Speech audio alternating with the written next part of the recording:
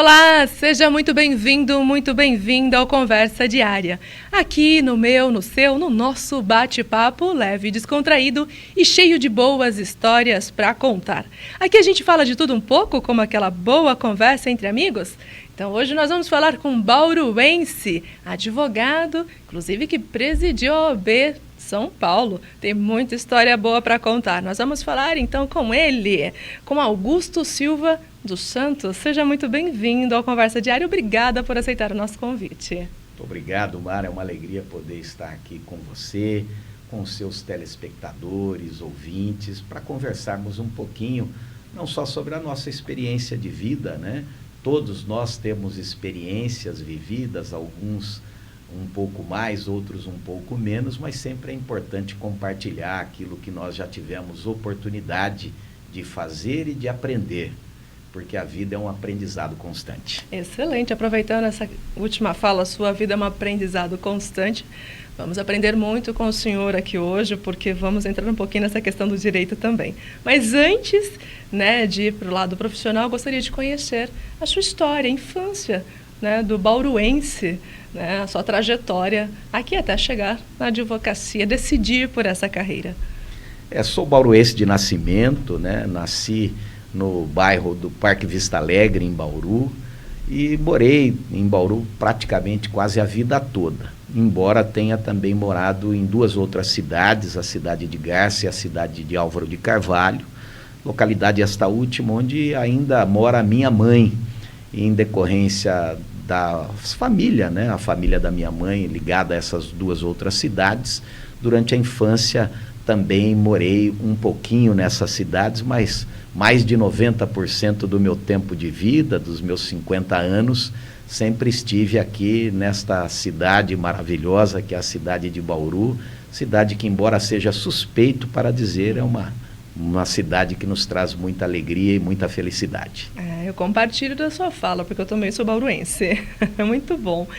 E esse bauruense tem mais irmãos? Sim, somos de uma família de 5 pessoas, meu pai, minha mãe e meus 2 irmãos. Um irmão chamado Sérgio, de 1 ano e 1 mês mais velho do que eu, e minha irmã Ana Carolina, 4 anos mais nova.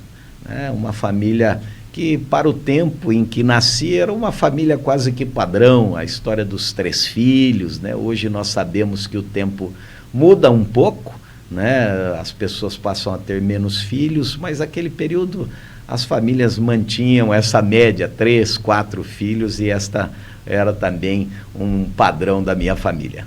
E o que costumava e gostava de fazer na nossa querida Bauru?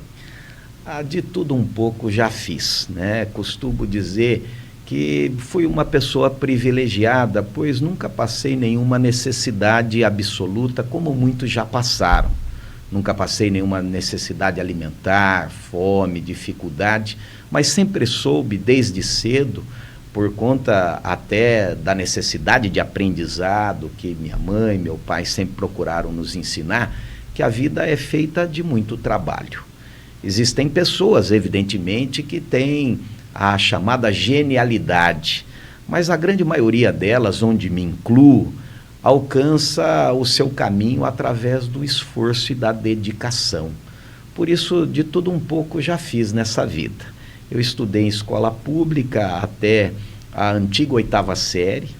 Depois, no colegial, tive a oportunidade de estudar no Prevê Objetivo, do professor Duda, e passei, portanto, a partir daí, a conhecer um pouquinho desse mundo do direito, sonhando com a oportunidade e a possibilidade de estudar direito e de me tornar advogado.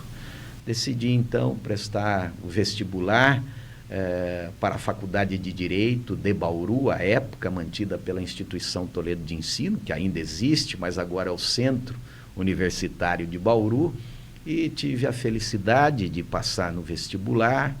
Cursei Direito aqui nessa faculdade, me formei advogado através do exame de ordem, prestei o exame, tornei-me advogado em abril de 1997, já se completam 28 anos de exercício da profissão, e essa foi uma caminhada que Deus me oportunizou, mercê aí das pessoas maravilhosas com quem tive a oportunidade de conviver nessa vida.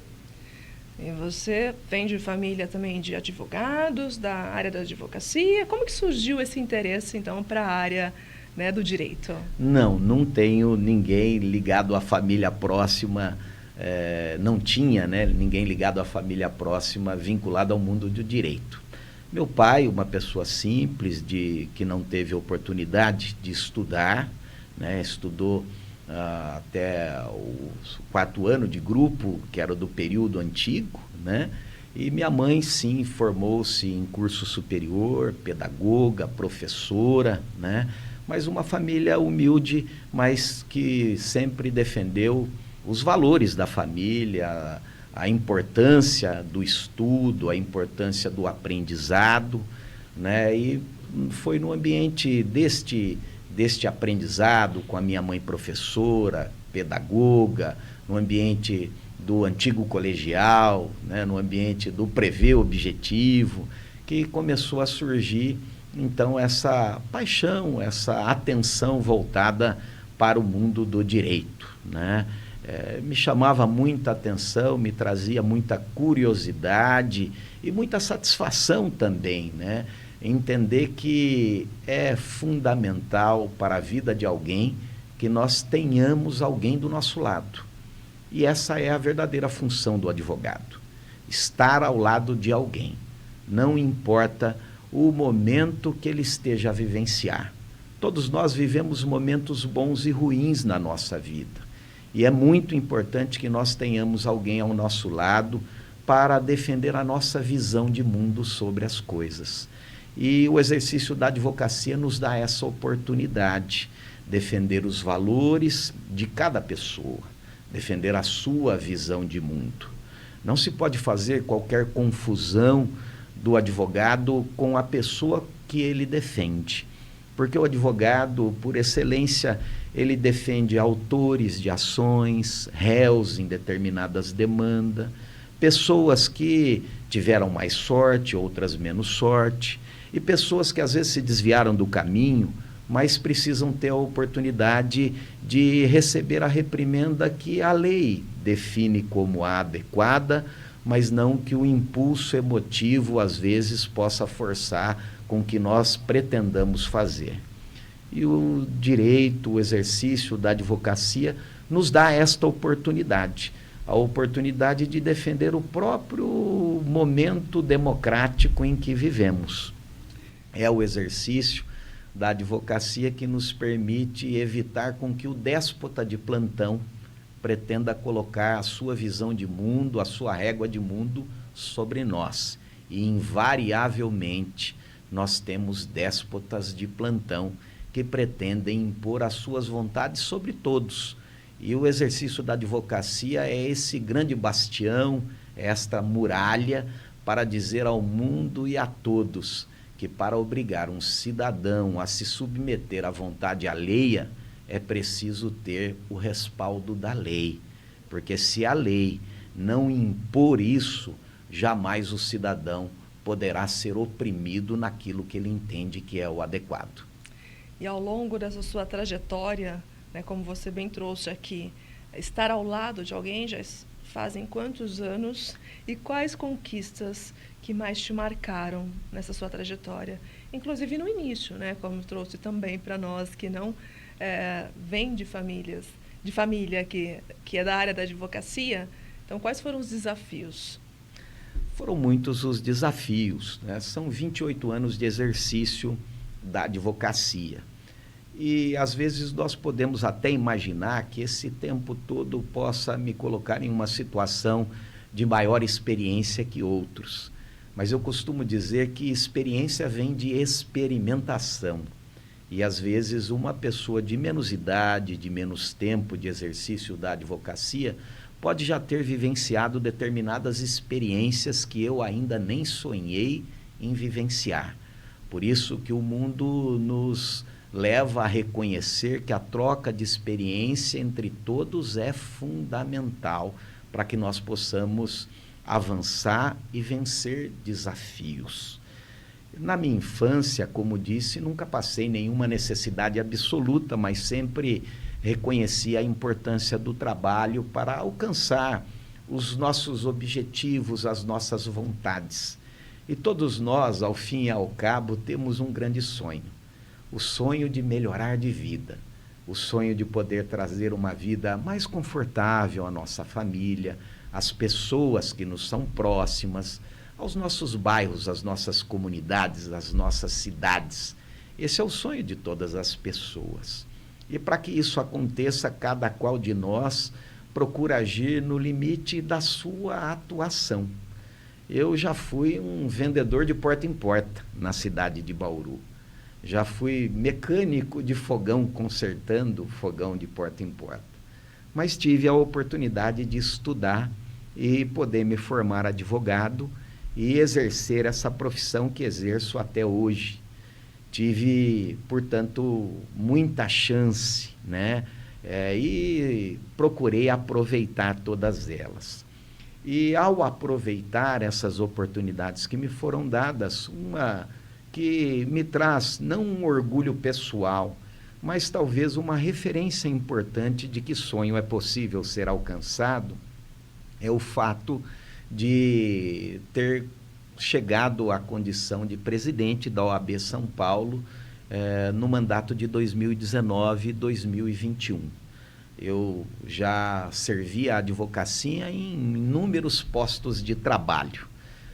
Presidi a subseção, a querida subseção de Bauru, a 21ª subseção, que abrange Bauru, Duartina e Piratininga, são as 3 comarcas que abrange a nossa subseção, mas mercê aí da participação de toda a advocacia do Estado, nós conseguimos chegar à presidência da OAB São Paulo nesse mandato de 2019 a 2021, com uma referência importante, que talvez seja um recado importante para todos, não só para a advocacia. Né? Os nossos sonhos não são maiores do que as nossas vontades e do que os nossos esforços. Não individuais, mas sim coletivos. Um sonho sonhado sozinho é muito difícil de ser concretizado, mas quando ele é compartilhado, é possível de sermos impulsionados para alcançar os nossos objetivos.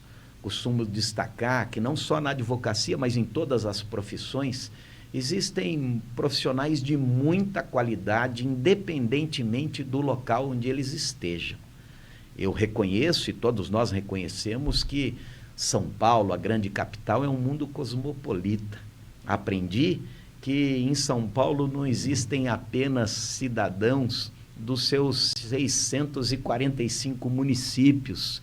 Não existem apenas cidadãos de todos os 26 estados e de mais o Distrito Federal. São Paulo é uma capital mundial e que lá nós encontramos cidadãos do mundo inteiro. Mas para além da grande São Paulo, desta grande capital, existem muitas cidades.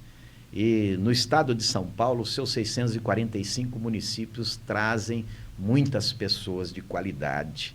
E o fato de um advogado simples como eu, Caio Augusto, com os 2 sobrenomes mais comuns desse país, Silva dos Santos, ter chegado à presidência da OAB São Paulo, dá um recado importante. Se eu pude lá chegar, qualquer um pode alcançar o sonho que desejar, desde que sonhe de maneira coletiva, trabalhe, batalhe, reconheça as suas dificuldades, as suas deficiências, para que possa ir mais adiante. E a advocacia de qualidade, ela existe em todo lugar. Ela existe no litoral, ela existe na Grande São Paulo e existe também no nosso interior. E talvez esta oportunidade seja um grande marco na vida pessoal que tenho da advocacia, mas seguramente também da advocacia do interior e de todo o estado de São Paulo. Em relação ao período que exerceu, quais projetos ou bandeiras acabou realizando, né, atuando diante da sua gestão? Eu sempre fui um adepto da descentralização. É importante reconhecermos que as pessoas vivem na localidade onde estão. Ninguém mora no estado ou na União propriamente, as pessoas moram nos municípios. É na localidade onde dormimos e levantamos todos os dias, onde as coisas acontecem, onde aquilo que está mais próximo de nós nos chama a atenção.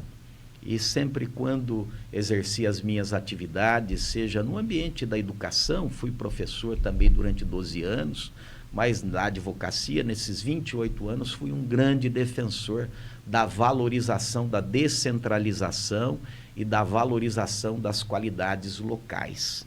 Junto à Ordem dos Advogados do Brasil, eu pude impulsionar um projeto importante de descentralização, de fortalecimento das subseções, de reconhecimento da importância das lideranças locais, de fomento dessas qualidades e de uma ampla liberdade de trabalho. Nós não devemos pensar com que nós temos que servir a uma jurisdição que vai dizer aquilo que fazemos todos os dias. Nós temos que ter liberdade de trabalho.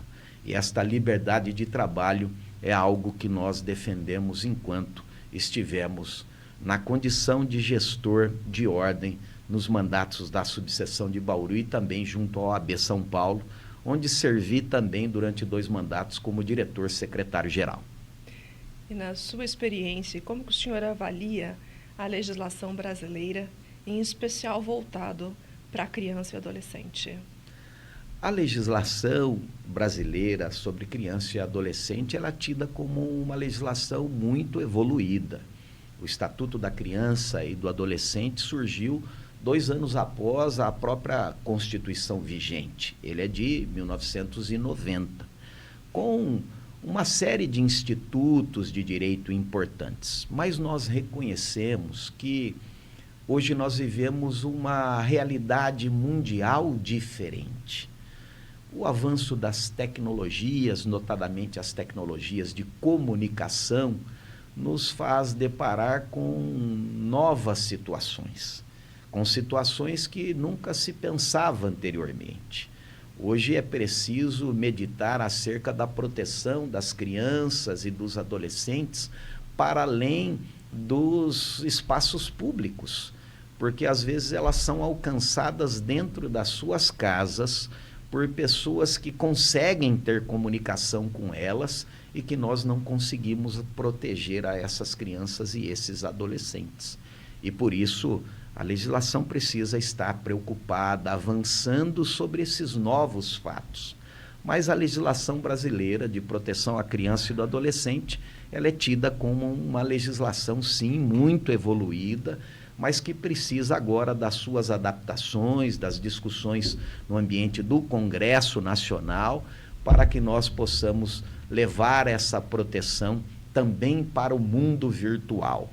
É uma realidade, as tecnologias vieram para ficar e avançar, queiramos ou não queiramos, gostemos ou não gostemos delas, as tecnologias elas são muito facilmente assimiladas pelos jovens.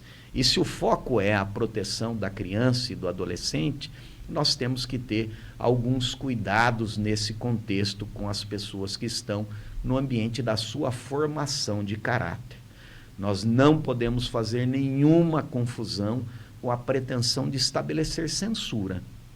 A censura, ela é ruim do ponto de vista abstrato, porque a censura, ela afasta a possibilidade da crítica.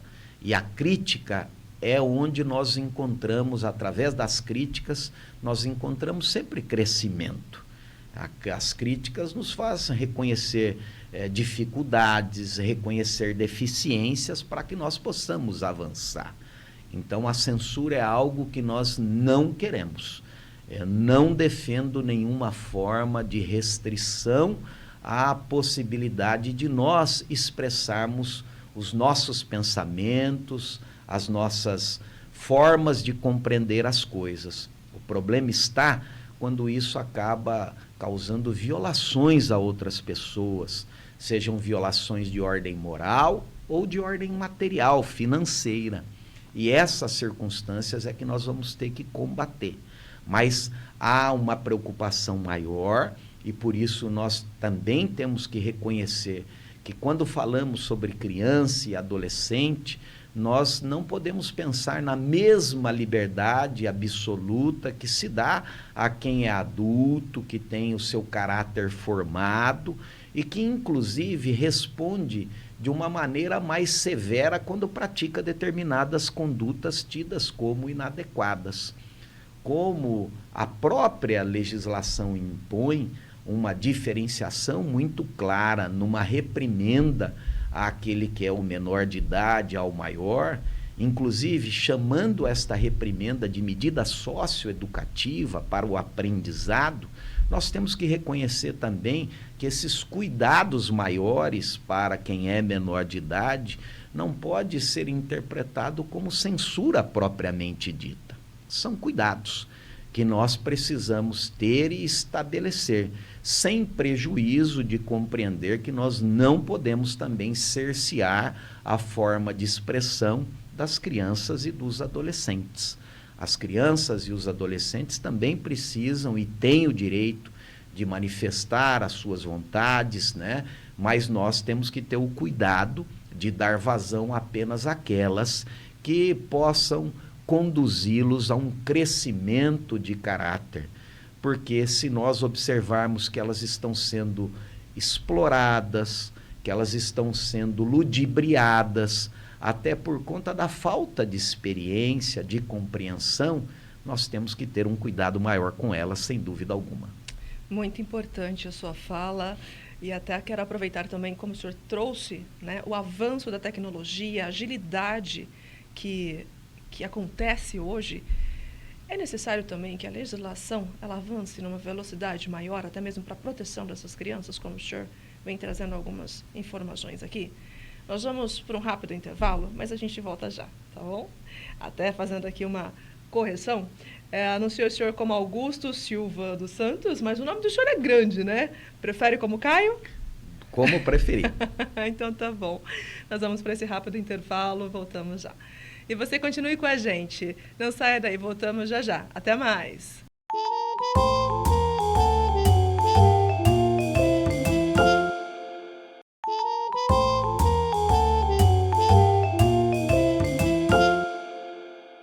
Voltamos com Conversa Diária. O bate-papo de hoje é com o advogado Caio Augusto Silva dos Santos. Antes do nosso intervalo, inclusive, doutor, havia perguntado sobre a questão da legislação brasileira em relação ao avanço da tecnologia. O senhor estava falando sobre os jovens, né? E também ter esse cuidado quanto à questão de não ter também uma censura. Gostaria de te ouvir, né, se a legislação atual precisa ter mais agilidade, né, para que realmente consiga também proteger esse jovem hoje diante de uma tecnologia tão ágil que a gente também não esperava que fosse desenvolver tanto. É verdade, é uma discussão muito atual, né? Essas discussões estão sendo levadas adiante não só no Congresso Nacional, mas também no ambiente do Executivo e do próprio Poder Judiciário, nos casos em que chegam, por exemplo, a apreciação do Supremo Tribunal Federal. O mundo tecnológico moderno traz algo que nunca foi nem pensado. Eu costumo trazer uma referência, embora em tom de piada, mas que nos traz uma reflexão séria. Hoje, né, a mídia social, o mundo virtual, nos traz uma premissa equivocada. Dá-se a impressão que todos são bonitos, inteligentes e ricos. É isso que a publicidade moderna acaba fazendo com que cada pessoa possa ter através do uso dessas tecnologias. Fotos diferentes, currículos diferentes, né? Situações que são às vezes infladas numa intenção de chamar a atenção. Há um ditado muito antigo que diz que por fora bela viola, por dentro pão bolorento. E nós precisamos ter uma preocupação muito grande com o conteúdo. Essa preocupação com a formação, com a capacidade, com o estudo. E por isso, esse novo mundo tecnológico, ao mesmo passo que nos traz a oportunidade de ter acesso à informação que nós nunca talvez sonhássemos em ter, se não houvesse a tecnologia, também nos traz esse outro fenômeno preocupante, que é o fenômeno da superficialidade de tudo. Mas nós precisamos ter esta preocupação. Nós não podemos achar que a censura é o caminho adequado para que nós nos protejamos em relação às dificuldades que a tecnologia traz. Nós não podemos tirar a liberdade que foi duramente alcançada e conquistada até pelos nossos antepassados. Costumo também destacar que quem não conhece o seu passado não pode ter a perspectiva adequada do seu presente e tampouco alcançar um futuro promissor. O mundo não começou agora, não é só daqui para frente. É a verdade que o para-brisa sempre é maior que o retrovisor, mas o retrovisor nos dá rumo também para que nós possamos avançar. Por isso, eu sou partidário do princípio de que a censura ela deve ser tratada de uma maneira a não permitir que exista censura do ponto de vista abstrato. O que nós temos que trazer são cuidados para a responsabilização dura daqueles que se desviam pelos caminhos e que acabam cometendo crimes. Mas nós não podemos acreditar e bater palma para os chamados crimes de opinião, porque cada um tem que ter o direito de manifestar a sua opinião sobre as coisas. E o crescimento de uma nação, de um povo, de um país, de uma sociedade, ele só é alcançado através da compreensão de que nós somos um grande grupo composto de uma série de individualidades, cada qual trazendo experiências de crescimento e experiências de aprendizado também de onde não caminhar. E esta convivência recíproca é que nos faz avançar. Quando nós temos apenas os olhos voltados para um único caminho, nós erramos muito mais. Então essa é uma discussão que passa não por agremiações. Essa não é uma discussão de torcida, não é uma discussão de futebol, do time que eu torço ou do time que mais me agrada. É uma discussão de evolução da sociedade. Nós precisamos defender a liberdade de expressão e nós precisamos punir com severidade aqueles que usam a liberdade de expressão para o cometimento de crimes. Mas não é crime a nós manifestarmos a nossa opinião sobre as coisas. Agora vamos voltar para a área dos jovens advogados que estão iniciando na carreira. Qual dica, qual conselho que o senhor deixa também para que eles se tornem protagonistas, né, na área que escolheram como profissão? Eu penso que a vontade e o esforço é que serão os dois grandes protagonistas da vida do jovem advogado ou de qualquer advogado. Os jovens hoje têm muita formação e capacidade. Eles têm uma facilidade de aprendizado com o mundo tecnológico e nós precisamos reconhecer isso. É um novo mundo, mas nós precisamos sair da superficialidade. Há muitos que se apresentam como grandes gurus, salvadores da pátria e que apontam caminhos mais curtos. E toda vez que surge caminho mais curto, nós precisamos ter cuidado para passar sobre ele. O caminho mais curto pode ser uma grande cilada, um grande abismo e uma grande armadilha. E para isso não há outro recado senão o recado do estudo e do esforço. Ainda continua no mundo moderno como o melhor conselho para quem quer advogar e exercer uma profissão com seriedade, estudar. É o suor mais presente do que a genialidade. É o esforço, é a segurança do dia a dia de nós entendermos as novas leis, estudarmos a doutrina, o comportamento dos tribunais e fazer, evidentemente, tudo aquilo que nos faça feliz. Mas, para que possamos alcançar esta felicidade, nós precisamos de muito esforço. E para isso, eu tenho absoluta convicção que os aconselhamentos daqueles que são próximos sempre são fundamentais. O mundo não é o eu, o mundo somos nós.